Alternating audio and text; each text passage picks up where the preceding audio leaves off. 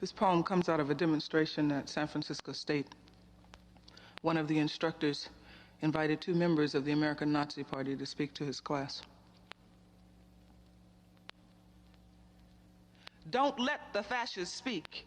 We want to hear what they have to say. Keep them out of the classroom. Everybody is entitled to freedom of speech. I am a child of America, a stepchild, raised in the back room, yet taught how to act in her front room. My mind jumps, the voices of students screaming, insults, threats. Let the Nazis speak, let the Nazis speak. Everyone is entitled to speak. I sit, a greasy-legged black child, in a black school, in the black part of town, look to a black teacher. The Bill of Rights guarantees us all the right. My mind remembers chants, Article 1, and my innards churn. They remember the black teacher in the black school, in the black part of the very white town, who stopped us when we attacked the puppet principal, the white board of education, cast off books illustrated with cartoons and words of wisdom written by white children in the other part of town, missing pages, caricatures of hanging niggers. The Bill of Rights was written to protect us. My mind remembers and my innards churn, conjure images, police break up, illegal demonstrations, illegal assemblies, conjure image of a Black Panther. If Tricky Dick tries to stop us, we'll stop him. Conjure image of that same black man going to jail for threatening the life of the president. Every citizen is entitled to freedom of speech. My mind remembers and my innards churn, conjure images of Jews in camps, of homosexuals in camps, of socialists in camps. Let the Nazis speak, let the Nazis speak. Faces in a college classroom. You're being fascist too. Let the Nazis speak. We want to hear what they have to say. Faces in a college classroom. Young white faces. Speak, let them speak. Speak, let them speak. Blacks, Jews, some whites seize the bullhorn. We don't want to hear your socialist rhetoric, survival rhetoric. The Supreme Court says it is illegal to scream fire in a crowded theater. To scream fire in a crowded theater cause people to panic, to run, to hurt each other. My mind remembers, and now I know what my innards say. Illegal to cause people to panic, to run, to hurt. There is no contradiction. What the Nazis say will cause people to hurt me.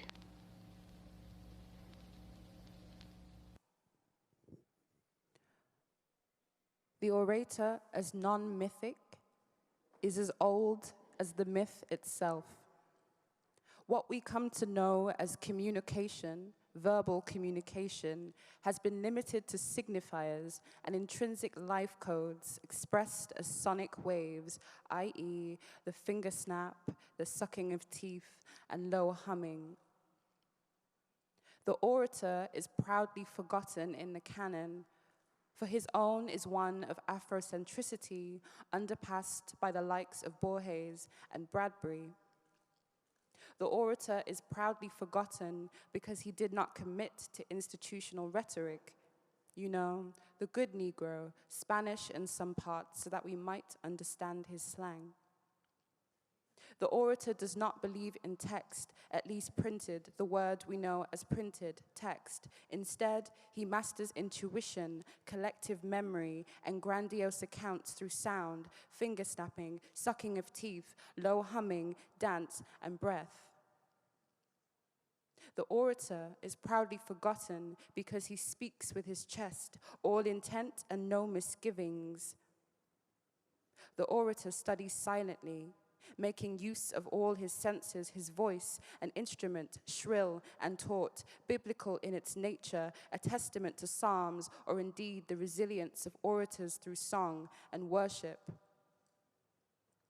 The orator lives beyond the institution because he is not the institution. The orator lives beyond the institution because he is not a school of thought, nor does he think of school. The orator is not defined by his accuracy, but by his presence, his precision, his movement, and his technical approach.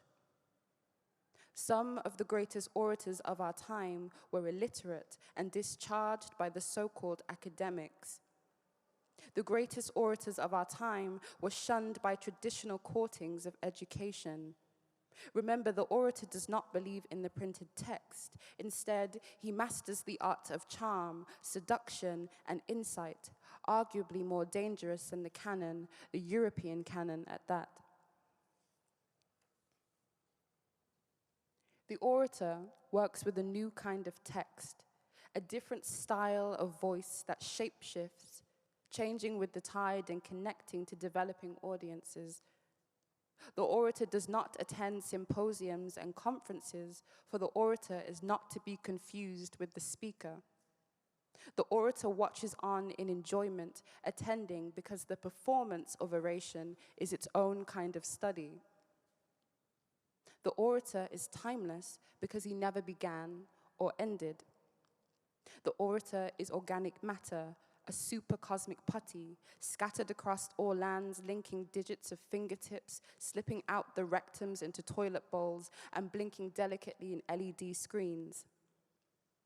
The orator has no race, class, or creed, but he is interpreted by those who identify as the racialized and who identify as the classified. Even in my use of he, insofar as reckoning with the patriarchal, the orator has no gender, for he is formless and without time in our Gregorian calendar, in time of the Chinese New Year calendar, of our time in the Amazigh calendar. The orator exists because we have willed it so. The orator is smart because he understands voice before speech, sound before utterance. He understands his skill as a majestic tool, a way of discharging energy to unknowing recipients. The orator is omnipresent. The orator will outlast us because there is no script, no algorithm.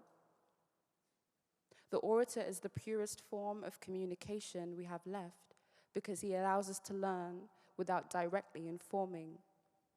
He allows us to move, to stutter, to be formed and unformed like still water in a tall glass.